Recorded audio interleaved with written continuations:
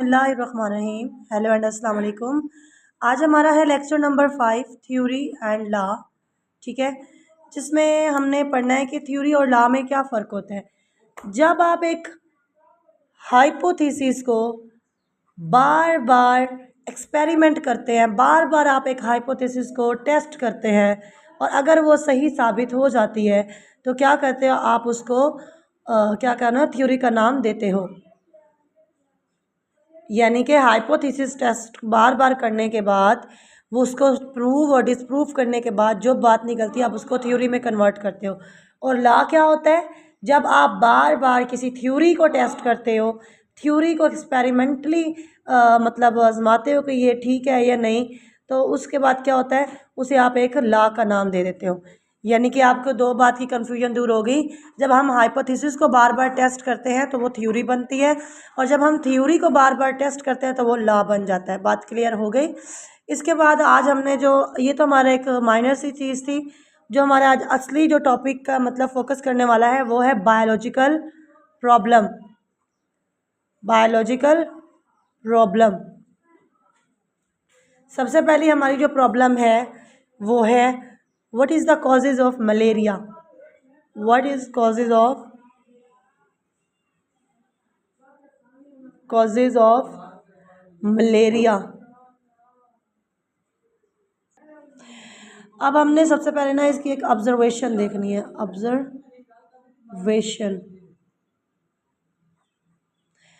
मैं आपको बताती चलूँ कि एक 2000 साल पहले किसी फिजिक्सियन ने इस बात को नोट किया था कि 4 मेजर ऐसी ऑब्जर्वेशंस हैं जिनकी वजह से क्या कर सकते हैं हम लोग मलेरिया के बारे में, इनके रिलेशन के बारे में जान सकते हैं। तो पहला उसका क्या था कि मलेरिया और मार्शियल एरियाज़ का आपस में लेना देना है, हैव सम रिलेशनशिप।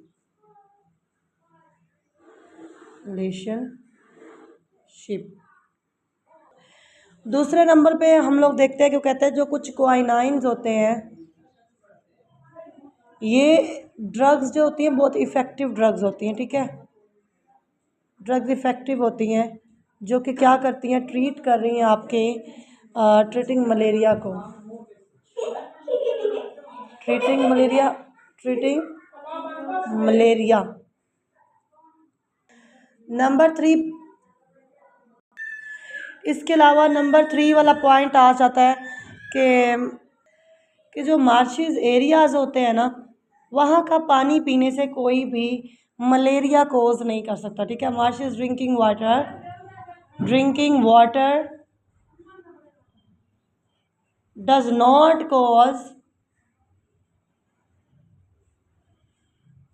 मलेरिया। ठीक है, नंबर 4 क्या है कि प्लाज्मोडियम जब नोट किया गया था मलेरिया पेशेंट के अंदर, प्लाज्मोडियम, ये सारी चीज़ें जो उसने नोट की थी, प्लाज्मोडियम वाज सीन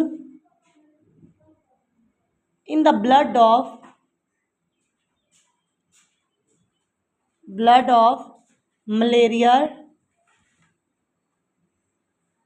पेशेंट। अब मैं आपको ये चारों के चारे जो पॉइंट है मैं अब दोबारा से क्लियर कर देती हूँ।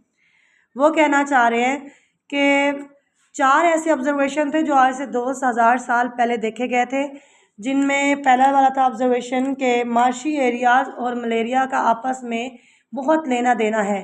देखे ना कि जहाँ पे पानी खड़ा होता है वहीं पर ही क्यों होते हैं, मतलब ये तो इसका मतलब क्या है कि हमें सबसे पहले तो अपने आसपास की जगह को साफ़ रखना चाहिए। जहाँ पर भी कोई गंदगी नज़र आती है या फिर जहाँ पर भी कोई पानी खड़ा हुआ नज़र आता है, तो जहाँ पर भी पानी खड़ा हुआ होता है वहीं पर ही इनका मतलब इनका रहन सहन होना शुरू हो जाती है। तो ये ऐसी जगहों पर रहना पसंद करते हैं। ठीक है, नंबर 2 पे आता है जो क्वाइनाइंस होते हैं, वो एक इफ़ेक्टिव ड्रग्स होती है। ठीक है, ये ऐसी ड्रग्स होती है जो कि क्या होता है, ये मलेरिया को ट्रीट करता है। ठीक है, इसके अलावा नंबर 3 पे आता है कि मार्शियस का जो गंदा पानी होता है उसको अगर हम छान के पी लें या फिर जो उसको ड्रिंक करने से कोई आपको मलेरिया नहीं हो सकता, वो मलेरिया कोज नहीं करता, वहाँ पे सिर्फ पैदा होता है, ठीक है।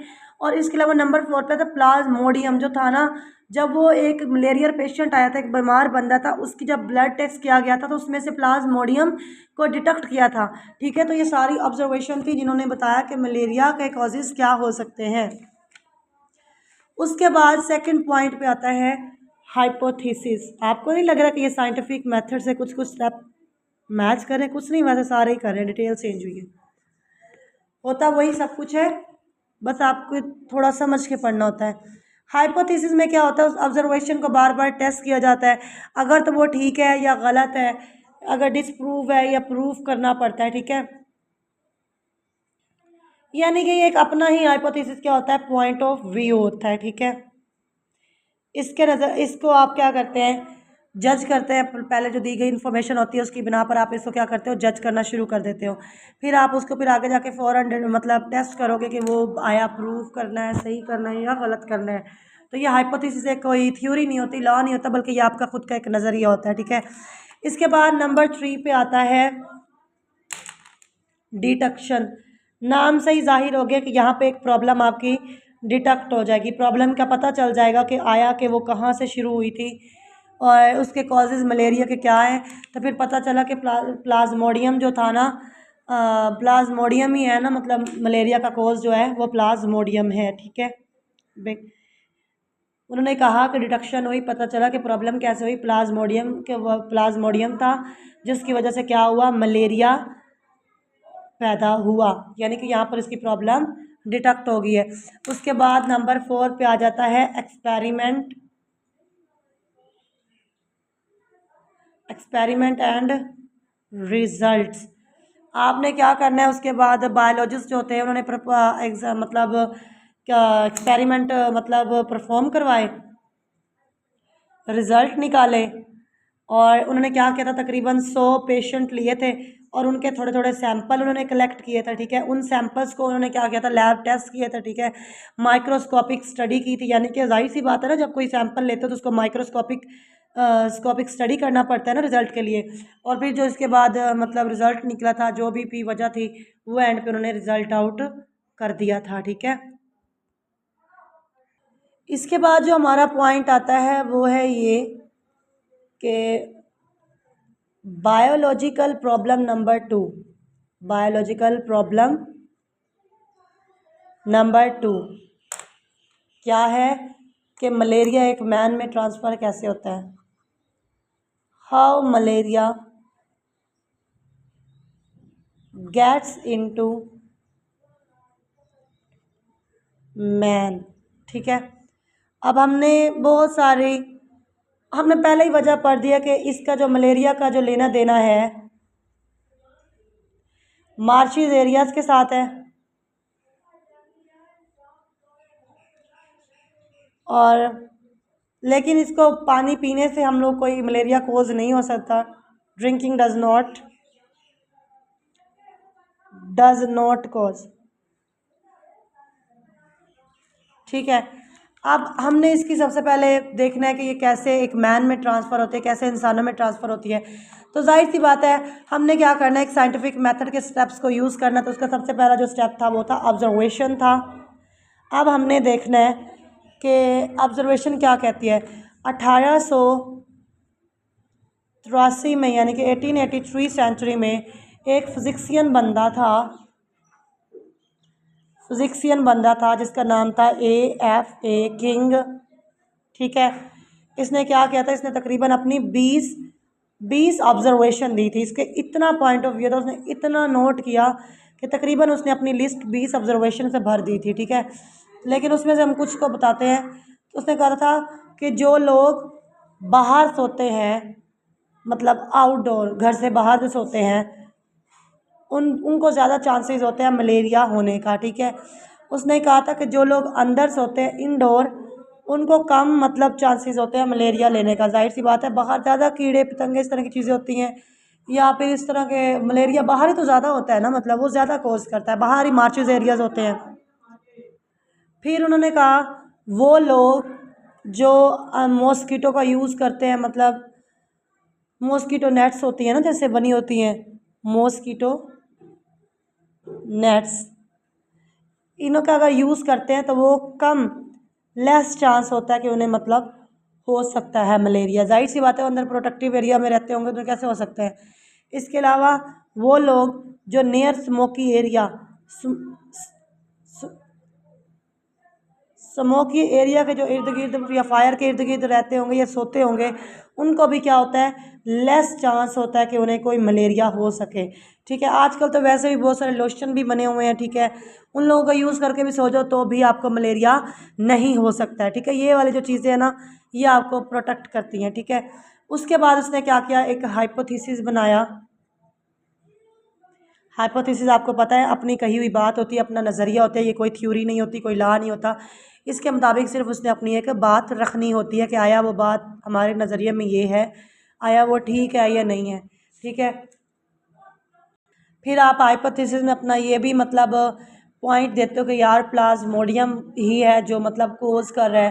तो मतलब आप अपनी तरफ से ना एक हिंट देते हो कि शायद हो सकता है कि ये वजह हो, जो प्लाज्मोडियम भी आपकी नज़रिए में एक वजह ही थी कि जो मलेरिया कोज कर देते हैं। ठीक है, तो इस तरह आप करते हैं। उसके बाद आ जाता है डिटेक्शन, आ जाता है नंबर 3 पे आ जाता है detection.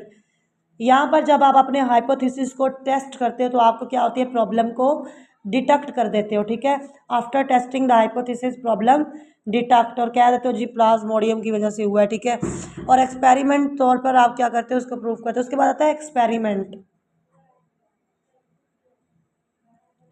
Experiment and result.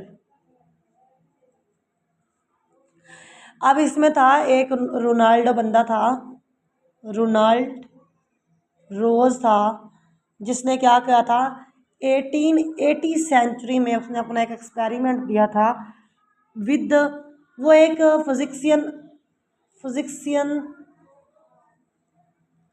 British army से बिलोंग करता था। ठीक है, ब्रिटिश आर्मी था। ठीक है, लेकिन वो उस वक्त काम किस में कर रहा था, इंडिया में कर रहा था। ठीक है, उसने बताया कि मेल नहीं है भाई, फीमेल है, मॉस्किटो है, फीमेल एनोफेलिस नाम है उसका मॉस्किटो का। वो क्या करती है, वही आती है और वही बाइट कर जाती है और मलेरिया कोज करती है। अब बात क्या करते हैं कि और क्या किया था उसने, उन्होंने एक स्टमक में प्लाज्मोडियम का डिटेक्शन किया था, प्लाज्मोडियम डिटेक्शन की थी। फिर उसने आगे फर्दर उसका रिजल्ट मतलब निकाल के दिया था। उसने कहा था एक हेल्दी पर्सन को उसने क्या किया है, बाइट किया है, और ह्यूमन जो होता है वो रिस्की होता है कि उसको एक्सपेरिमेंट किया जाए, लेकिन उन्होंने फिर मतलब हाइपोथेसिस अपना और फिर उसको टेस्ट किया बार बार और फिर साबित किया कि हाँ जी एक फ़ीमेल मॉस्किटो है जिसका नाम होता है एनोफेलस मॉस्किटो होता है, और यही बाइट करके जाती है, जिसकी उन्होंने डिटेक्शन की थी स्टमक में की थी प्लाज्मोडियम सैंपल के थ्रू। ठीक है, अब मैं ये कहना चाहती हूँ कि मेल क्यों नहीं काट सकता, फीमेल ही क्यों काटती है ऑफकोर्स। तो बताना ये चाहूँगी कि जो इनकी नीडल होती है, जो जिसकी वजह से ये क्या करते हैं, बाइट करते हैं, तो जो फीमेल होती है उसकी स्ट्रॉन्ग होती है और जो मेल होता है उसकी बहुत ही वीक होती है। ठीक है, तो जिसकी वजह से क्या होता है कि फीमेल ही बाइट कर जाती है, और फीमेल ही मतलब सैंपल जो ब्लड लेके जाती है ना, तो वो ये फीमेल ही ले जाती है, मेल नहीं लेके जा सकता। ठीक है, तो बेसिकली इनकी खुराक ब्लड नहीं है, ये जो ब्लड लेकर जाते हैं वो एग की फर्टिलाइजेशन के लिए मतलब हैचिंग वगैरह में यूज़ करते हैं, लेकिन इनका खुद के फूड से इनका कोई लेना देना नहीं होता। इनकी फूड वही है जो नेक्टर होता है। ठीक है, तो ये नेक्टर ही बेसिकली खाते हैं, ये चीज़ें नहीं खाते, लेकिन इनका ब्लड यूज़ करते हैं ये एग्स की फर्टिलाइजेशन हैचिंग वगैरह में, इसलिए लेकर जाते हैं। तो आज का हमारा लेक्चर यहीं पे कंप्लीट होता है और आज का हमारा चैप्टर नंबर 1 बायोलॉजी का कंप्लीट होता है। कल से हम इंशाल्लाह चैप्टर नंबर 2 स्टार्ट करेंगे। होपफुली अगर किसी को लेक्चर्स नहीं समझ आता तो वो दोबारा कमेंट कर सकता है, हम उस पर दोबारा तफसीली समझा भी सकती हूँ। ठीक है, होपफुली आपको समझ आया होगा। सो अल्लाह हाफिज़, गुड लक, कल बात होती है।